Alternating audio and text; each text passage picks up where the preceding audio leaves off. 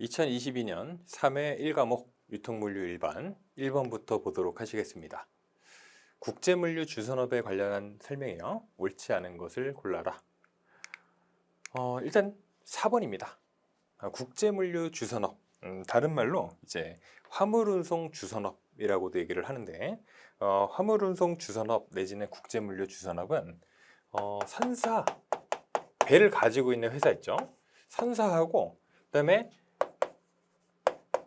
화주, 물건은 주인, 물건을 가지고 있는 사람들 있죠. 그 사이에 위치를 하고 있어요.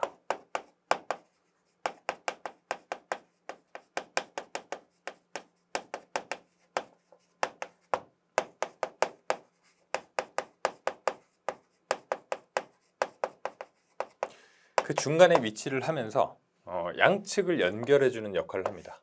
그죠?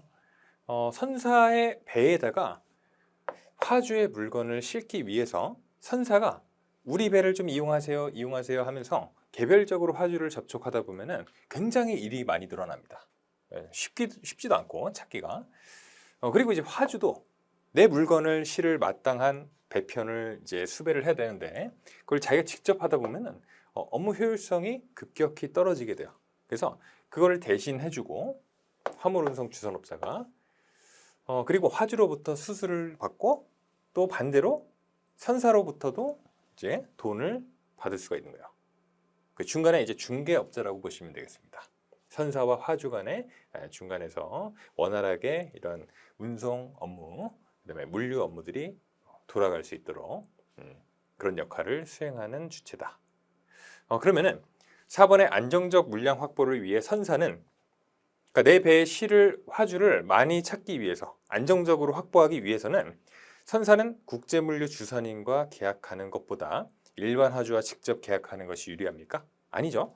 선사는 국제물류 주선인과만 계약을 하면은 이 사람이 알아서 화주들을 모아서 배에다가 실어주는 거야. 아시겠죠? 그러면은 선사로서는 자기 배가 예를 들어서 한국에서 출발해가지고 부산항에서 미국에 갔다가 다시 되돌아온다. 그러면은 가급적이면은 오고 감에 있어서 배를 꽉꽉 채워가지고 갔다가 그리고 거기 미국에서 짐을 다 내리겠죠. 그리고 나서 미국에서 한국으로 올 배에도 또 역시 꽉꽉 배를 채워가지고 돌아오고 싶겠죠. 그죠? 그러면 그거를 국제물류 주선업자 또는 화물운송 주선업자한테 일임해가지고 그 역할을 대신 수행하도록 하고 거기에 대한 대가를 지불하는 것이 훨씬 효율적이다 라는 것이죠. 그래서 이제 4번이요. 2번입니다. 소비자 기본법. 그 법률상의 소비자의 기본적 권리로만 규정되어 있는 내용으로 바르게 짝지어진 거. 보시면은 3번에 기역, 니은, 리을이에요. 물품이나 용역을 선택함에 있어서 필요한 지식이나 정보를 제공받을 권리가 있고요. 그다음에 두 번째는 니은번에 합리적인 소비 생활을 위해 필요한 교육을 받을 권리. 그다음에 리을번에 안전하고 쾌적한 소비 생활 환경에서 소비를 할 권리. 이게 세 가지입니다. 아시겠죠? 그래서 3번이고 3번에 재고 관리에 대한 설명으로 가장 옳지 않은 것입니다. 5번 보시면은 재고가 적정 수준 이하가 되면 미리 결정해둔 일정 주문량을 발주하는 방법은 상황발주법이 아니고요. 정량발주법이요.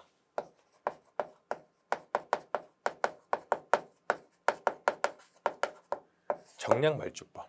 그러니까 재고가 부족합니다. 그러면은 안전재고 이상을 넘도록 재고 확보를 위해서 미리 정해둔 그죠? 계획해둔 바가 있을 거 아닙니까? 만약에 일정 수준 이하로 재고 수준이 떨어지면은 그걸 채워넣기 위한 물량이 있을 거 아니에요. 계획해둔 그 물량을 한 번에 일괄해서 주문하는 방법.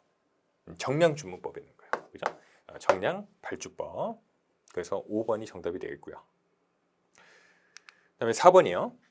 경로 지배를 위한 힘의 원천입니다. 가장 옳지 않은 것을 고르시면 다 좋은데 2번의 협력적 힘이라고 하는 것은 포함하고 있지 않습니다. 아시죠? 보상적 힘이 있고 합법적, 준거적, 전문적 힘이 있어요. 근데 이제 협력적 힘이라고 하는 것은 경로 지배를 위한 힘의 원천으로 설명하고 있는 내용이 아니라는 것이죠. 그래서 2번이고 5번 문제. 산업재와 유통 경로에 대한 설명으로 가장 옳지 않은 것입니다. 2번인데 설비나 고정 장비라고 부르는 것들은 구매 결정자의 지위가 낮고 단위당 가격이 낮으며 단기적 거래가 많다.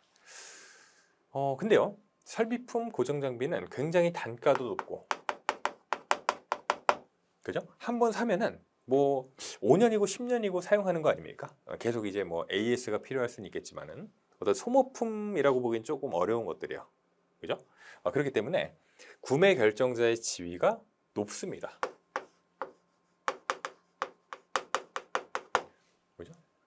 왜냐면 단가가 높고, 그죠? 한번 사면은 어지간하면은 여기 장비 설비 괜찮네. 그러면은 장기간 동안 사용하면서 또 다른 장비나 설비를 또 구매하기도 하고요. 그죠? 아예 그냥 그 판매자의 장비나 설비들로 회사를 꽉꽉 채울 수도 있고요. 또 주변에 이제 소개를 해줄 수도 있고. 그렇기 때문에 구매 결정자의 지위가 굉장히 높습니다. 그래서 단위당 가격이 낮은가요? 높죠.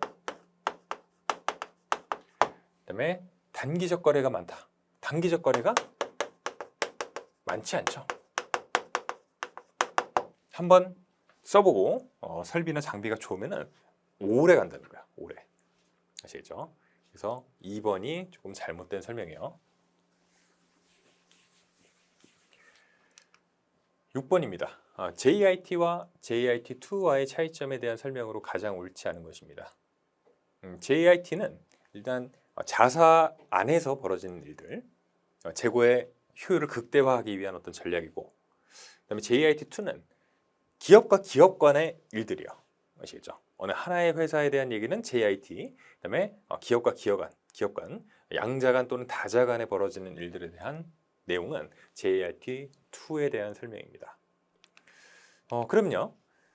4번처럼 JIT가 풀형인 MRP와 대비되는 푸시형의 생산 방식이다. 맞습니까? MRP는 좀 과거에 사용하던 시스템인데, 그러면 과거에는 MRP 그리고 그 과거에 쓰던 MRP는 신식이 아닌 과거의 푸시형이죠. 푸시형. 수동적인 방식, 그죠? 푸시형인 MRP와 대비되는 풀형의, 그죠? 풀형의 생산 방식입니다. 아시겠죠? 그래서 4번이 옳지 않은 설명입니다.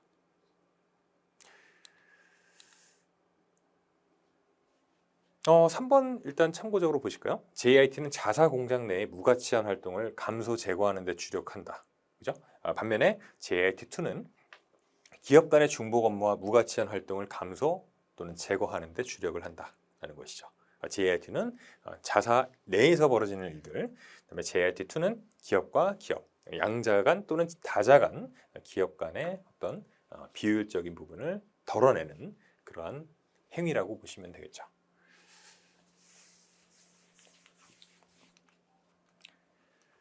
7번이고 공급 사슬 관리를 위해 활용할 수 있는 지연 전략입니다. 거기에 대한 설명으로 가장 옳은 것을 골라라. 지연 전략은요, 일부러 생산을 늦추는 거예요. 일부러. 그죠? 그러면은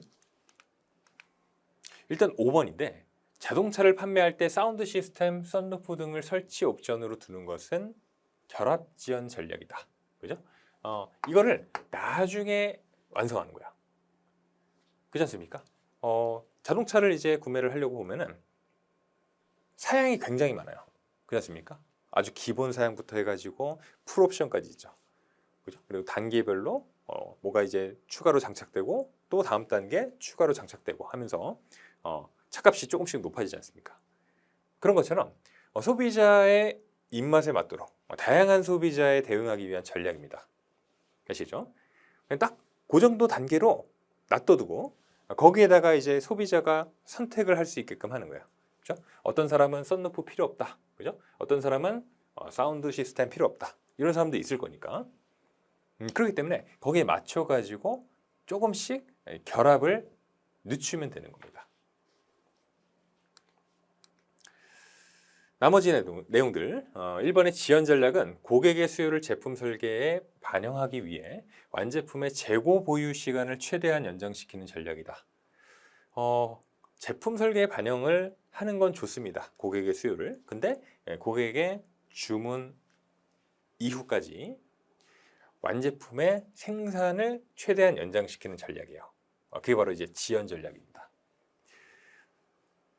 그다음에 2번이고 주문 이전에는 모든 스웨터를 하얀색으로 생산을 한 다음에 주문이 들어오면 염색을 통해서 색깔을 다양하게 완성을 시킨다는 것이죠. 그죠? 그래서 수요에 맞춰 공급하는 거. 그거는 지리적 지연 전략이라기보다는 제조 지연 전략이에요. 다음 3번. 가장 중요한 창고의 재고를 유지하며 지역 유통업자들에게 고객 주문을 넘겨주거나 고객에게 직접 배송하는 것은 제조 지연 전략이 아니고 이게 바로 이제 지리적 지연 전략이야.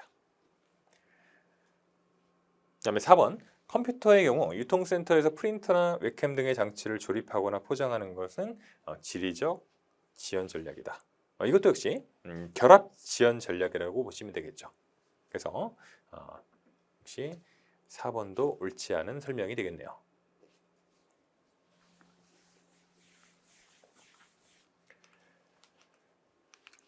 8번이고 경영성과 분석을 위해 글 상자 안의 활동성 비율들을 계산할 때 공통적으로 사용되는 요소로 가장 옳은 것을 골라라.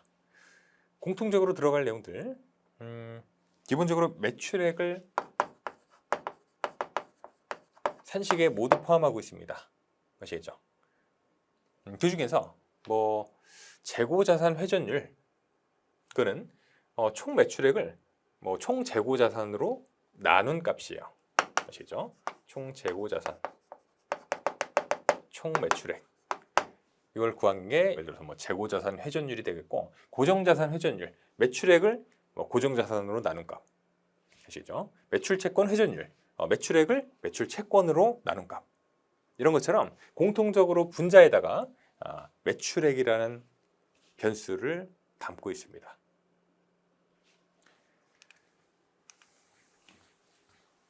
9번이고 각 점포가 독립된 회사라는 점에서 프랜차이즈 체인 방식과 같지만은 조직의 주체는 가맹점이고 그다음에 전 가맹점이 경영의 의사결정에 참여한다는 차이점이 있는 연쇄점 형태입니다.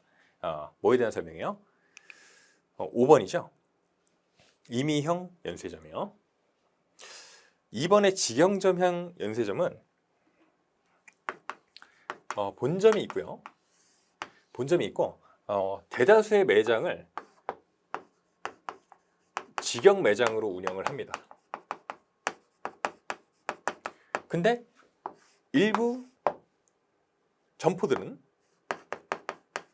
가맹을 주고 이 가맹점에 대해서는 본점의 노하우나 기술 같은 거를 전수를 해주고 거기에 따라서 가맹 수수료를 대가로 지급받는 형태로 이 체인을 운영하고 있다는 것이죠. 아시겠죠? 그게 바로 직영점형 연쇄점이에요. 조합형 연쇄점은요.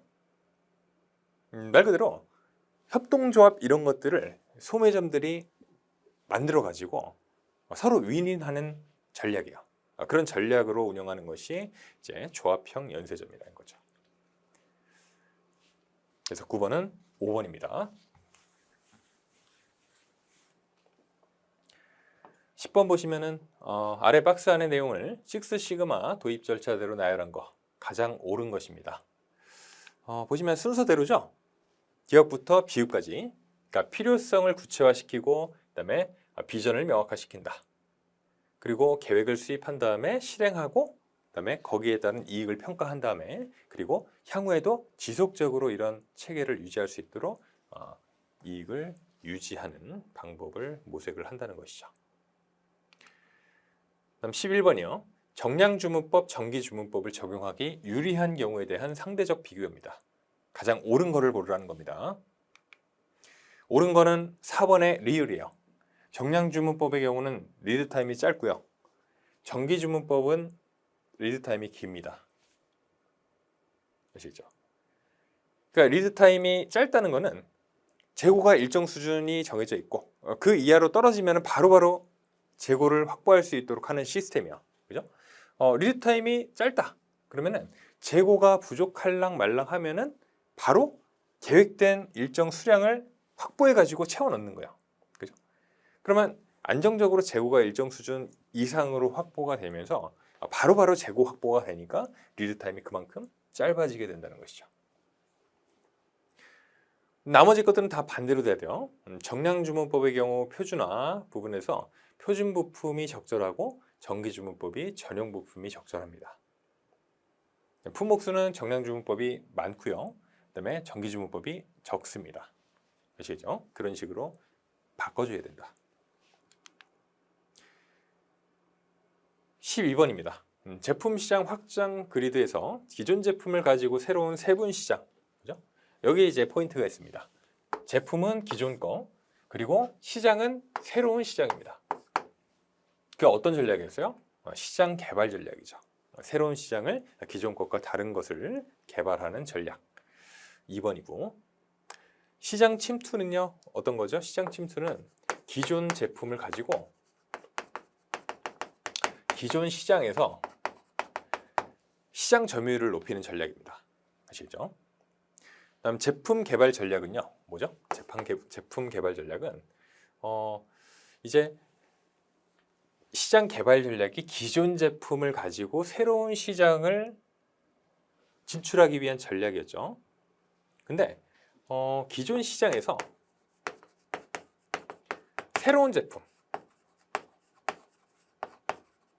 제품을 개발하는 전략이야. 아시겠죠? 그러니까 시장은 그대로 두고 제품만 차별화해가지고 승부를 보겠다는 거야. 다각화 전략은요, 가장 이게 리스크가 큰데 새로운 제품을 가지고 새로운 시장에 뛰어드는 거야.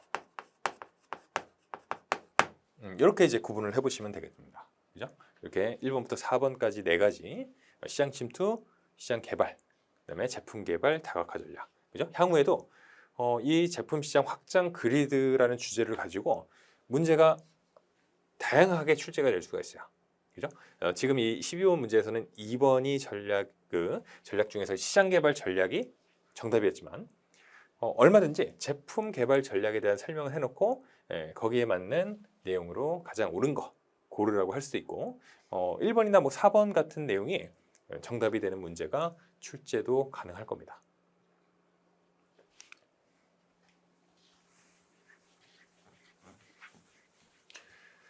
13번입니다. 공급사슬을 효율적 공급사슬과 반응적 공급사슬로 구분하여 설계할 때 반응적 공급사슬에 대한 특징으로 가장 옳지 않은 것. 일단 반응적 공급사슬에 대한 설명은 3번이 잘못된 설명입니다. 저가격과 일관된 품질이 납품업체 선정 기준이다. 그죠?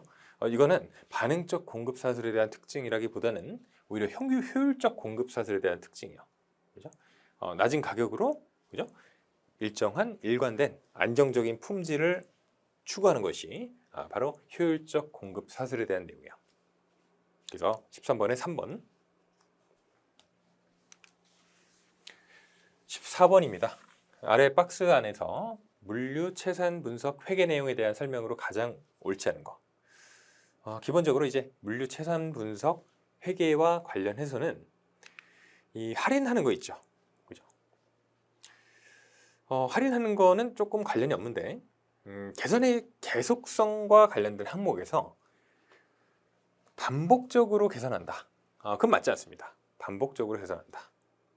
아시겠죠? 좀 적절하지 않은 내용이고 오히려 계산 목적에서 물류에 관한 의사결정 부분, 그다음에 계산 대상, 특정의 계산안이나 대체안이다. 그다음에 계산 기간은요. 계산안의 전체나 특정 기간이 그 대상 계산 기간이 되겠고 그다음에 계산 방식은 상황에 따라 달라지게 된다. 라는 내용입니다. 15번이고요. 프로젝트 조직에 대한 내용으로 가장 옳지 않은 것입니다. 프로젝트 조직은요. 일시적으로 만들어진 조직입니다. 어떤 특정 과업을 수행하기 위해서 일시적으로 만들어진 그런 어떤 약간의 수평적인 형태의 조직이라고 보시면 되겠어요. 근데요, 어떤 특정한 과업으로 일시적으로 만들어진 조직이긴 하지만은 기업 전체의 목적보다는 사업부만의 목적 달성에 관심을 더 기울이는 것은 적절하지 않은 내용입니다. 어쨌든 간에 특정 과업이라고 하는 것은 기업의 이익을 가져다 줄 수 있는 과업이 될 거예요. 그러다 보니까는 기업 전체의 목적을 더 관심을 가지고 중점적으로 생각하게 되는 것입니다. 특정 사업부만의 목적 달성에 관심을 더 기울이게 된다. 맞지 않은 내용이 되겠죠. 16번이고 소비재의 유형별로 일반적인 경로 목표를 설정할 경우에 거기에 대한 설명으로 가장 옳지 않은 것이요. 5번이죠. 일단 전문품이라고 하는 것은 구매 횟수가 정기적인 것이 특징이기 때문에 개방적 유통을 사용한다. 전문품은 어떻습니까? 우리 뭐 어떤 그 일반적인 소매품 있죠? 그죠? 뭐 담배나 술이나, 그죠? 뭐 휴지라든지, 그죠? 일반적으로 우리가 편의점 같은 데서 살 수 있는 물품들 있죠. 그런 것들은 불특정 다수의 수많은 소비자들을 대상으로 하는 소매점이에요. 그렇지 않습니까? 그러니까 개방이 되어 있어야 됩니다. 개방. 그다음에 집중적 유통 경로, 그죠? 개방적 유통, 집중적 유통이라고도 얘기를 하고요. 전문품은요, 전속적 유통이에요. 전속적. 아시겠죠? 이렇게 구분을 해볼 수가 있습니다.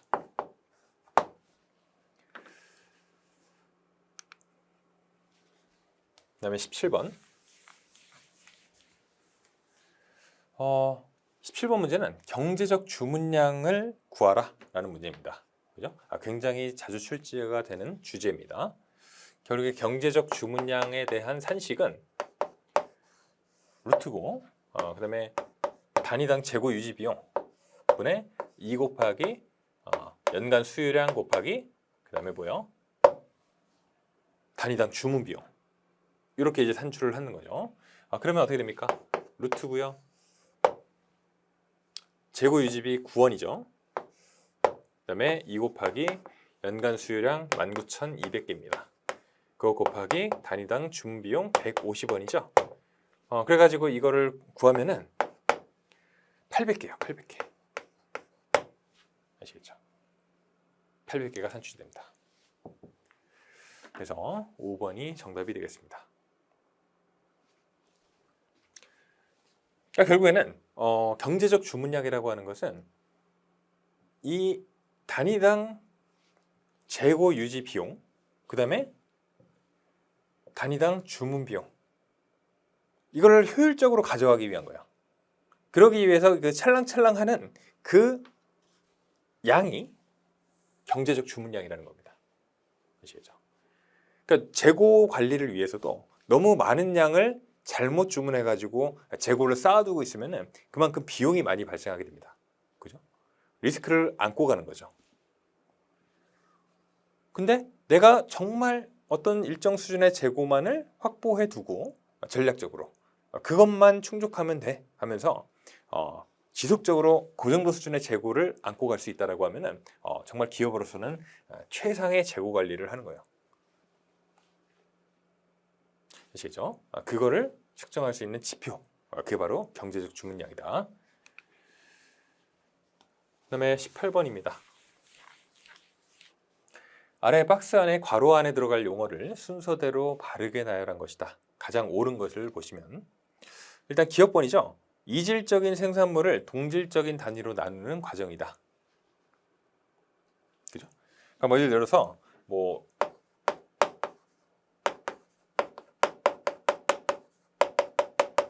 A, B, A, B, A, B가 이렇게 막 섞여 있어요. 그러면 이거를 A는 A끼리, B는 B끼리 나누고 싶습니다. 그럼 이렇게 이제 나누는 거죠. 그죠? 그러니까 이질적인 생산물을 동질적인 단위로 나누는 과정이에요. 그죠? A 집단, B 집단으로 나눴죠. 그럼 뭘까요? 이게 바로 분류가 되겠죠. 분류. 그렇습니까? 그 다음에 니은번. 이질적인 것을 모으는 과정이다. 막 A, B, B, A, A, A, B 뭐 이런 식으로 막 순서 없이 서로 이질적인 단위가 계속적으로 들어오고 있어요. 그러면은 그 이질적인 것을 모으는 과정이다. 그죠? 일단 순서에 상관없이 그냥 모아요.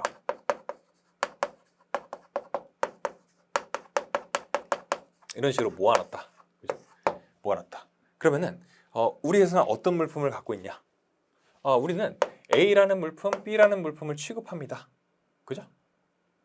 너무 한 가지만 취급하면은 뭔가 이제 부족해 보이잖아요. 그렇기 때문에 구색 맞추기라는 거 있죠. 구색 맞추기. 그죠? 그래서 이질적인 것을 모으는 과정을 구색이라고 얘기를 한다. 다음 디귿번. 동질적인 것만으로 모아진 것을 나누는 과정이다. 그죠? 동질적으로 모아진 것을 나누는 과정. 이게 나눴죠? 분류를 했습니다. 그거를 또 나눠요. 그죠? 동질적으로 모아진 것을 나눈다. 예를 들어서. 그러면은 이 A를 두 개씩 나눕니다. 또. B도 두 개씩 나눠요. 그죠? 이쪽은 이제 뭐 구색이 될 거고, 이 두 개씩 나누는 과정은 뭐가 될까? 배분. 그죠? 똑같은 것들을 개수를 나누는 거야. 4개가 A가 모아져 있으면은 두 개씩 나누는 거다. 그죠? 배분입니다. 분류랑 배분을 조금 잘 구분을 하실 필요가 있겠죠. 이렇게 텍스트로 좀 써놓으면 조금 헷갈릴 수가 있어요. 그래서 18번은 3번입니다.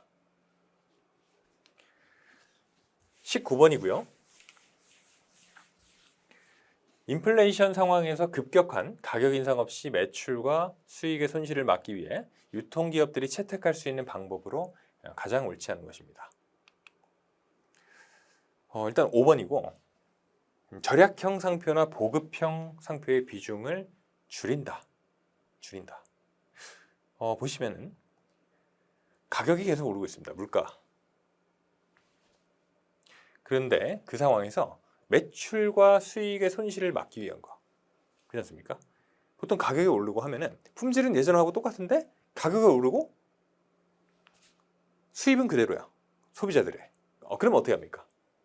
소비가 위축이 되겠죠? 그럼 어떻게 돼요? 유통기업들은 자사 제품을 개발을 해야 된다. 그죠?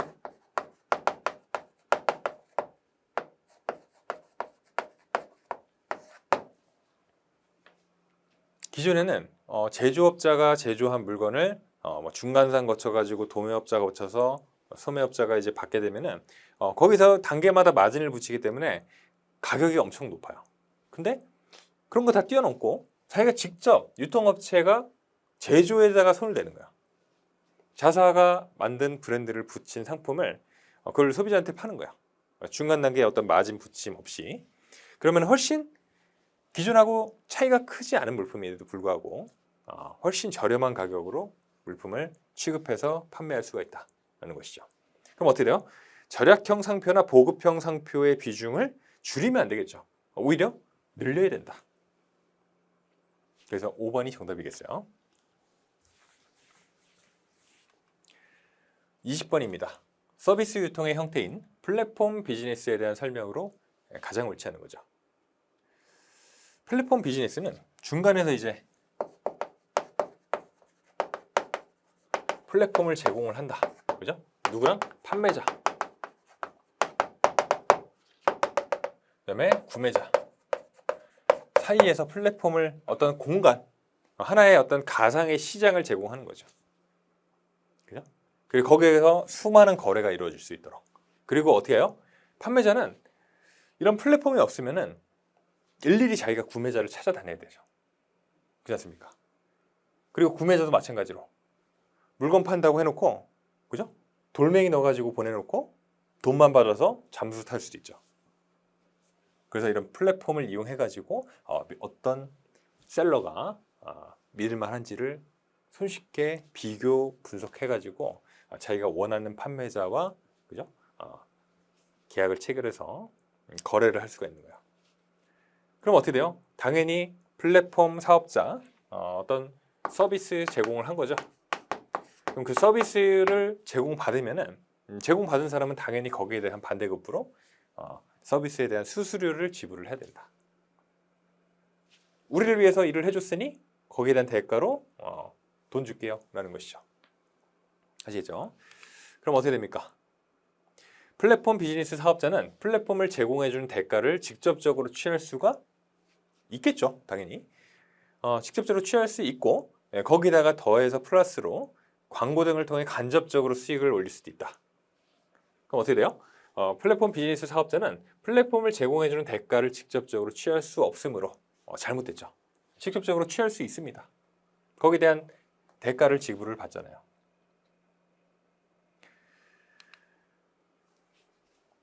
(21번) 수직적 통합이 일어나는 경우 합병하는 회사 측은 현실적으로 여러 문제점에 직면할 수 있는데 이에 대한 설명으로 가장 옳지 않은 거. 3번이죠. 조직의 슬림화로 인해서 구성원의 업무량이 증가한다. 근데요. 조직이 슬림화된다. 어떻습니까? 체계가 그죠? 어떤 직급이 피라미드 형식이 아니고 그냥 수평적인 거예요. 수평적. 그럼 어떻습니까? 조직 체계가 두터워지는 게 아니고 얇아진다. 그러면 바로 수직적 조직에 대한 설명이 아니고요. 수평적 조직에 대한 설명이죠. 수평적. 아시죠? 그래서 수직적 통합이 일어나는 경우 합병한 회사 측에 현실적으로 직면할 수 있는 문제점에 대한 설명으로 잘못된 겁니다. 아시죠? 조직의 슬림화로 인해서 구성원 업무량이 증가하는 것은 수직적이 아니고 수평적 조직 중에서 그 중에서도 팀 조직에 대한 설명이에요. 주로 팀 조직. 아시겠죠?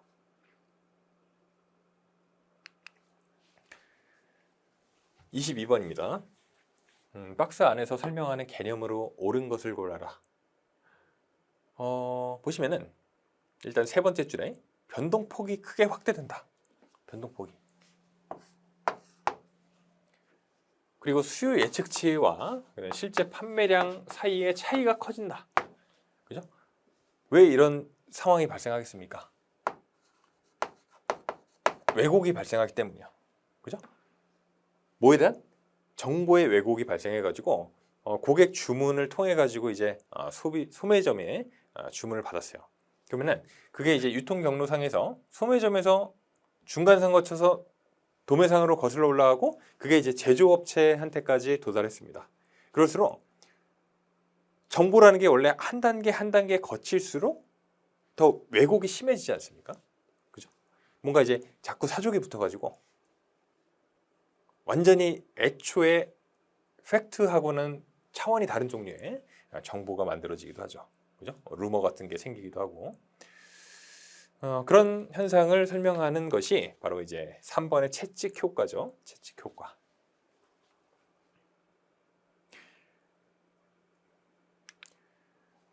그다음에 23번. 파열의 조직 원리에 대한 설명으로 가장 옳지 않은 것이죠. 파열의 조직 원리라고 하는 것은 일단 기본적으로 종업원들은 누가 자기가 어느 관리자에 의해 가지고 통제를 받고 그 다음에 어떤 관리자한테 자기가 보고를 해야 되는지를 파악하고 있어야 된다라는 거예요. 조금 이제 현재에 맞는 이론이라기보다는 기존에 과거에 있던 어떤 기업이나 집단에서의 조직 원리에 대한 그런 이론이라고 보시면 되겠죠.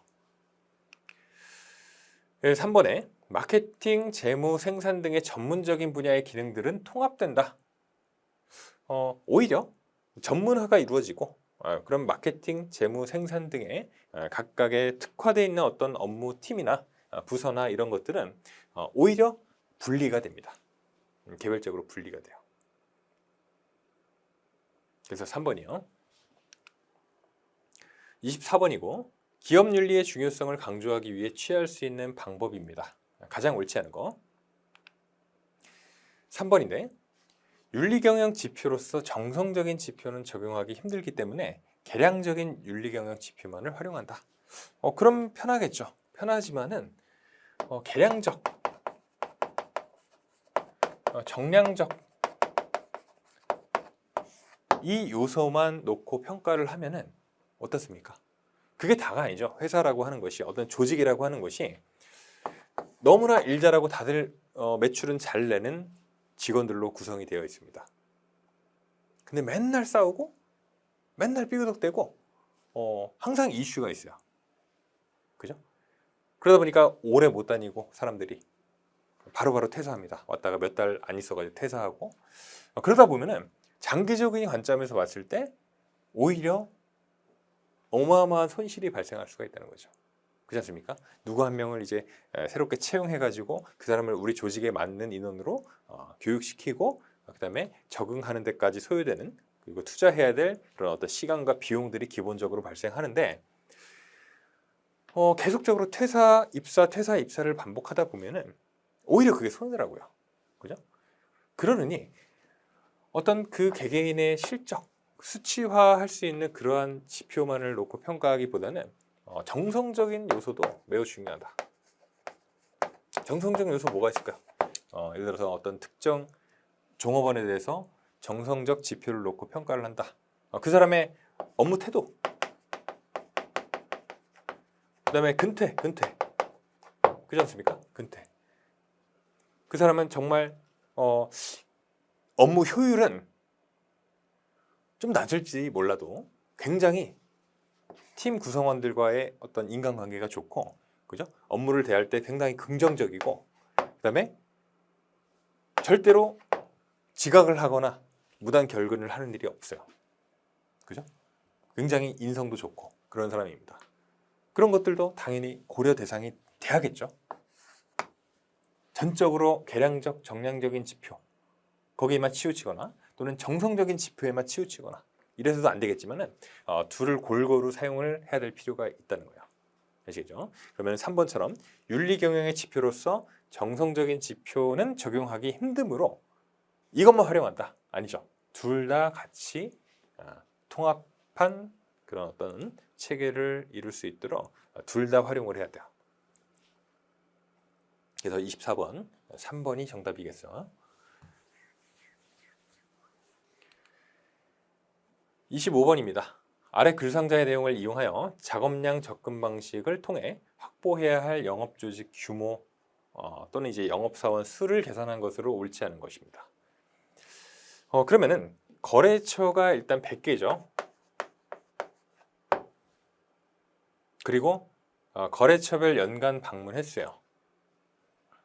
1년에 12회 방문이 필수입니다. 그럼 뭐요? 100개니까는 한 군데 거래처당 12번씩은 가야 돼요. 12번. 그렇지 않습니까? 연간 방문 횟수. 그러면 어떻게 됩니까? 1200번이죠. 1200번. 1200번을 우리 회사 거래처 100개에 대해서 연간 방문을 해야 돼요. 그럼 1200번을 가야 되는 거죠. 근데 영업사원이 한 명이 한 해 평균 방문 가능한 횟수 어떻게 됩니까? 100회라고 하죠. 100회. 그죠? 그러면은 결국 어떻게 됩니까? 그죠? 이건 이제 약간 구분해야 될 산식이겠죠. 결론은 12명이죠. 12명. 그죠? 1년간 총 1200회를 거래처를 방문해가지고 배분해가지고 방문을 해야 되는데 그러면은 100번이에요. 100번. 한 명당 100번씩 방문할 수 있어요. 그럼 적어도 12명은 있어야겠다. 이런 방식으로 이제 산출을 해볼 수가 있다는 것입니다. 아시겠죠? 그래서 25번에 2번이요. 그래서 우리 25문제 같이 살펴보셨고요. 여러분 수고하셨습니다. 감사합니다.